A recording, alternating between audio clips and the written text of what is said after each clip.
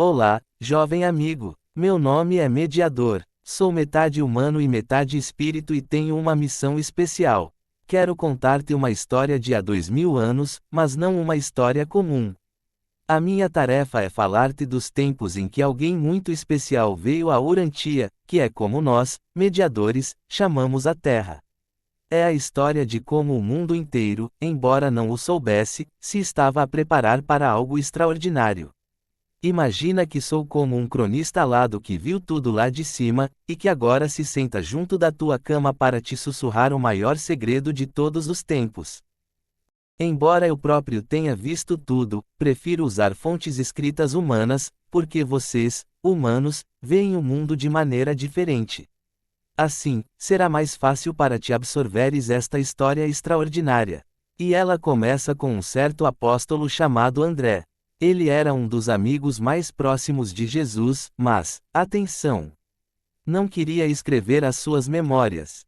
Por quê? Porque o seu mestre nunca escreveu os seus ensinamentos, preferia falá-los diretamente ao coração das pessoas. Isso atrasou a escrita do Evangelho, mas eu, o mediador, recebi permissão especial para reunir todas essas histórias e contar-tas a ti.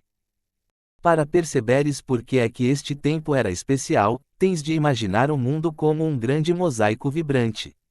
Imagina o mundo há 2000 anos. Era um lugar cheio de aventura. Boas estradas ligavam terras distantes, e os mares eram seguros para os navegadores. Comerciantes viajavam com caravanas através de desertos, transportando seda, especiarias e belos tecidos. Uma pequena vila na Galileia, Nazaré, ficava precisamente numa importante encruzilhada onde viajantes de todo o mundo se encontravam. No tempo de Jesus, a Galileia era uma região dependente do Império Romano. E o Império Romano, naquela época, baseava-se em 3 pilares. O primeiro e mais importante pilar era a ordem romana. Os romanos eram mestres da organização. Construíram estradas que duraram séculos. Algumas existem até hoje. Limparam os mares de piratas, para que os navios pudessem transportar seda, azeite e especiarias em segurança. O Império Romano era como uma grande casa com muitos quartos, diferentes países, mas com uma única porta de entrada, a lei e a ordem. O segundo pilar importante era a sabedoria grega. A língua grega era como o inglês hoje, toda a gente a conhecia. Um comerciante de Roma, um filósofo do Egito e um marinheiro de Espanha podiam conversar graças a ela. Os gregos também deram ao mundo algo belo, o amor à sabedoria, à arte e à beleza. Os seus filósofos faziam as grandes perguntas: de onde vimos? Como viver bem?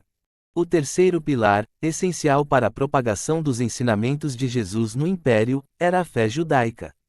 Os judeus eram como grãos de areia espalhados pelo mundo, vivendo em muitos países. Em cada cidade importante havia a sua sinagoga, um local de oração e estudo, mas os seus corações ansiavam sempre por Jerusalém, onde ficava o seu magnífico templo.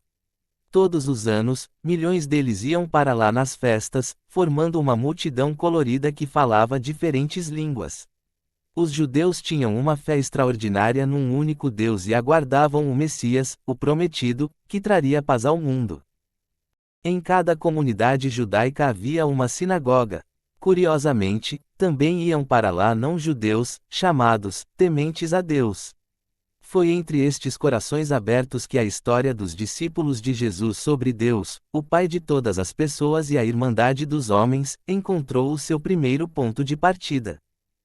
Imagina que viajas com uma caravana de camelos. Transportas seda da China para Roma. O teu caminho passa por a pequena vila de Nazaré na Galileia. Sim, exatamente ali, onde Jesus cresceu. A Galileia situa-se hoje dentro do Estado de Israel, e antes dentro do Estado da Palestina. A Palestina no tempo de Jesus era como uma grande estação de comboios do mundo antigo. Ali encontravam-se caravanas da Pérsia trazendo tapetes, navios do Egito com papiro e cereais, comerciantes de Roma com moedas e vinho, filósofos da Grécia com novas ideias. Os judeus, embora poucos em número, viviam precisamente neste local estratégico, como alguém que tem a sua casa na encruzilhada mais importante da cidade. E foi neste local que Jesus nasceu. Era o local ideal de onde novas ideias se podiam espalhar por todo o mundo. Como um vírus positivo. O mundo no tempo de Jesus tinha 5 andares, como um grande edifício de apartamentos.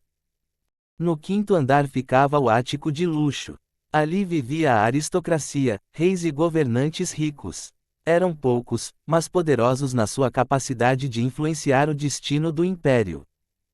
Um pouco mais abaixo, no quarto andar, viviam os homens de negócios, comerciantes, banqueiros, donos de navios. Tinham dinheiro, viajavam e conheciam o mundo. No terceiro andar vivia a classe média, artesãos, lojistas, médicos, funcionários públicos. A classe média não era muito numerosa, mas eram pessoas sábias e trabalhadoras. Muitas delas depois aceitaram os ensinamentos de Jesus. Abaixo deles, no segundo andar, viviam os livres mas pobres, pessoas que não tinham terra nem profissão. Essas pessoas competiam por trabalho com os escravos. No andar mais baixo viviam os escravos. Como resultado das conquistas no Império Romano, constituíam metade da população. Mas atenção, alguns escravos eram extraordinariamente talentosos. Podiam ganhar a sua liberdade e depois até tornarem-se funcionários ou comerciantes. Era assim a sociedade do Império Romano. Este estado era apenas aparentemente magnífico. Os judeus eram um povo muito religioso, enquanto a maioria dos filósofos estava entre os gregos. Havia várias escolas principais de filosofia grega. Ensinavam onde podiam. Em praças e mercados, por exemplo, encontravam-se diversos professores pitorescos. Os estoicos diziam: "Sê corajoso. Dentro de ti há uma centelha de divindade. Vive em harmonia com a natureza." Eram sérios e sábios, mas a sua filosofia era como uma estátua bela mas fria, faltava-lhe o calor do coração. Os cínicos usavam capas simples, muitas vezes dormiam ao ar livre. Gritavam nos mercados: "Não precisas de riqueza. Pode ser livre agora mesmo." Eram como revolucionários espirituais. Os epicuristas procuravam a felicidade nos prazeres simples, na amizade, na boa conversa, na tranquilidade do espírito. Diziam: "Não temas os deuses. Vive sabiamente." Os céticos duvidavam de tudo, mas poucos os ouviam. Um filósofo, no entanto, destacava-se da multidão dos seus colegas. Vivia em Alexandria, no Egito, era um judeu sábio chamado Fílon. Era como uma ponte entre mundos, entendia a filosofia grega e a fé judaica. Tentou uni-las, mostrando que a sabedoria dos gregos e a revelação dos judeus falavam do mesmo Deus, apenas com palavras diferentes. Fílon preparou o terreno para Paulo, que depois proclamaria os ensinamentos de Jesus tanto a judeus como a gregos e romanos. Graças a pensadores como ele, a nova fé pôde falar ao mundo inteiro. E as pessoas comuns, muitas vezes procuravam consolo em misteriosos cultos de mistério. Eram religiões cheias de cerimônias espetaculares, por exemplo, iniciações em grutas, mortes e renascimentos simbólicos. Prometiam salvação e vida eterna, mas deixavam um vazio, como comer um doce, doce por um momento, mas não sacia. Na Palestina do tempo de Jesus falavam-se 3 línguas. As pessoas comuns falavam aramaico para assuntos do dia a dia. No templo, orava-se em hebraico. A aristocracia, os homens de negócios e os filósofos falavam grego. A Bíblia judaica foi traduzida do hebraico para o grego em Alexandria. Isso foi um avanço. De repente, os gregos podiam ler sobre Abraão, Moisés e os profetas na sua própria língua. E os judeus espalhados pelo mundo tinham as suas escrituras sagradas em hebraico. A partir de então, os judeus aprendiam filosofia grega, e os gregos e todos os outros habitantes do império podiam finalmente conhecer a religião judaica. A filosofia dos gregos e a religião dos judeus começaram a fundir-se. Os judeus, além da sua religião única, tinham 3 grandes convicções nacionais que, fossem verdadeiras ou falsas, moldavam o seu pensamento. Primeiro, acreditavam que eram o povo escolhido, que Deus tinha um plano especial para eles. Segundo, acreditavam na vinda do Messias, um salvador político-religioso. E terceiro, acreditavam que o templo em Jerusalém era o centro do mundo, que Deus ali habitava. Mas alguns rabinos complicaram tanto a lei que ela se tornou numa gaiola com 1000 fechaduras. Jesus depois diria: o sábado foi feito para o homem, e não o homem para o sábado, querendo libertar as pessoas dessa gaiola.